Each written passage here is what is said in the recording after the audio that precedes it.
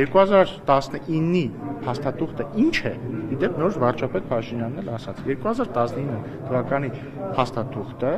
2016 թվականի դրությամբ կամ եթե այլ կերպ մեկնաբանենք 2018 կարելի է այդպես էլ մեկնաբանել, փաստաթղթերի սեղմագիրն է, այն նոր առաջարկ չէ։ Հաջորդը Հայաստանը դրան պաշտոնապես չի պատասխանել, որովհետև Հայաստանը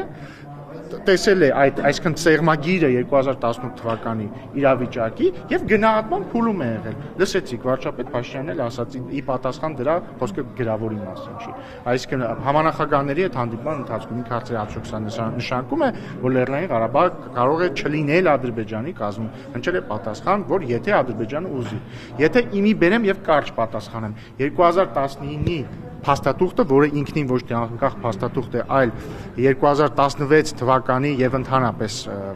ինչ եմ ասում 2016, որտեղ որ կարդակ տեսնեք, որ շատ քիչ է տարբերվում 2016 թվականի օգոստոսի փաստաթղթից։ Բայց այսպես ասենք 2018 թվականի դրությամբ փաստաթղթերի սեղմագիրն է եղել, այսինքն այն ինչ կար այդ պահի դրությամբ։ Եվ մենք դրա գնահատման փուլում ենք եղել։